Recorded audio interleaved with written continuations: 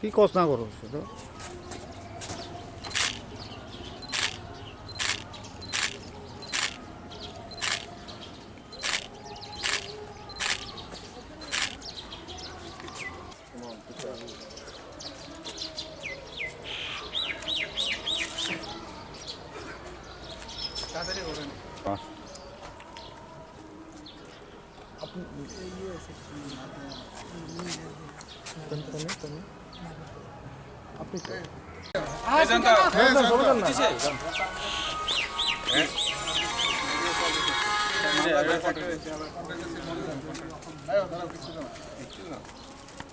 সনের মাঝামাঝি সময়ে মামলা হয়েছিল আগস্ট মাসে।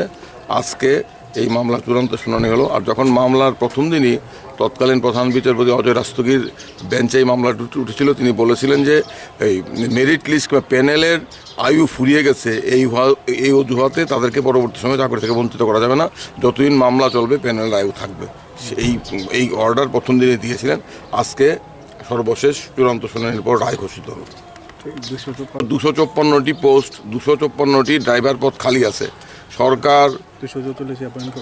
সরকার নিয়োগ নীতি শূন্য পদ পূরণের কথা বলে, কিন্তু যারা মেধার ভিত্তিতে পরীক্ষা দিয়ে নিজেদেরকে যোগ্য প্রমাণিত করে নিয়োগ তালিকা নিজেদের নাম অন্তর্ভুক্ত করলো, তাদের মুখের গ্রাস কেড়ে নেওয়া হয়েছিল হঠাৎ করে 2018 সনে এক অদ্ভুত ফরমান দিয়ে। এর বিরুদ্ধে আজকে উচ্চ আদালতের রায়ে তারা সুবিচার পেলেন। যোগ্যতার নিরিখে যারা পরিবহন দপ্তরের উদ্যোগে বিভিন্ন সরকারি দপ্তরে গাড়ির চালক হিসাবে নিয়োগের জন্য নির্বাচিত হয়েছিলেন, তাদের ভাগ্য নিয়ে ছিনিমিনি খেলার বিরুদ্ধে চাকরি প্রাপকরা উচ্চ আদালতে এসেছিলেন এবং উচ্চ আদালত আজকে তাদের সুবিচার দিল। আমাদের তরুণ আইনজীবী সমরজিৎ উচ্চ আদালতে সওয়াল করেছেন। উচ্চ আদালতের বিচারপতি এস্তলাপত্র আজকে নির্দেশ দিলেন এইমাত্র যে 2015-তে পরিবহন দপ্তরের উদ্যোগে বিভিন্ন সরকারি দপ্তরে ড্রাইভারদের শূন্য পদে নিয়োগের জন্য যে নিয়োগ প্রক্রিয়া শুরু করা হয়েছিল এবং যে নিয়োগ প্রক্রিয়ায় 2017-তে প্রার্থী তালিকা বাছাই করে প্রার্থীদের নির্বাচিত করা হয়েছিল, সেই নিয়োগ প্রক্রিয়া অনুযায়ী প্রার্থী তালিকার ভিত্তিতে, মেধা তালিকার ভিত্তিতে সবাইকে চাকরি দিতে হবে। 2018 সনে এই নূতন সরকার এসে হঠাৎ করে তাদের নিউ রিক্রুটমেন্ট পলিসি এই অজুহাতে এই ড্রাইভার পদে পরিবহন দপ্তরের জারি করা নিয়োগ প্রক্রিয়াকে বাতিল করে দিয়েছিল।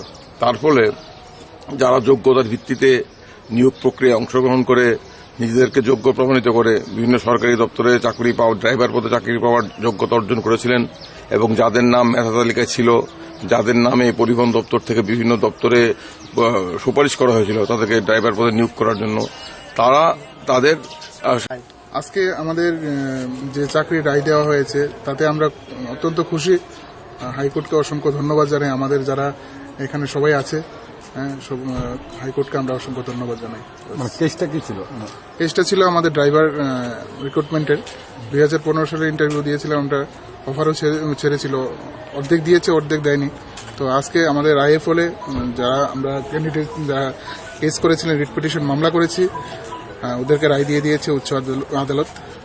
সংখ্যাটা কত ছিল? আমাদের সংখ্যাটা এখন 25। আজকে যে টোটাল সংখ্যাটা কত? টোটাল 500 প্যানেল ছিল। এর মধ্যে 244 জন অফার ছেড়ে দেওয়া হয়েছিল। আর বাকি যারা ছিল এর মধ্যে আমরা কেস করেছিলাম। তো আজকে কেসের ফলে আমাদের 25 যারা কেস করেছি তারা আজকে রায় দিয়েছে, উচ্চ আদালত রায় দিয়েছে। কি পারপাসে আপনাদের বাদ দেওয়া হয়েছে? কি পারপাসে বাদ দেওয়া হয়েছে? নতুন নিয়োগ নীতির হিসেবে। তখন সরকার নতুন এসেছিল, তো সঠিকটা হয়তো আমরা জানি না।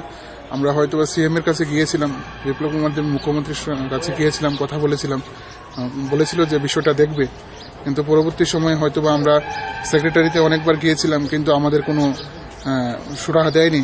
তো যার ফলে আমাদের উচ্চ আদালতের দ্বারস্থ হতে হয়েছে। কি নাম আপনার? আমার নাম সত্যরাম শীল। কত চেষ্টা করেছিলেন? 2018 তে কেস করেছিলাম।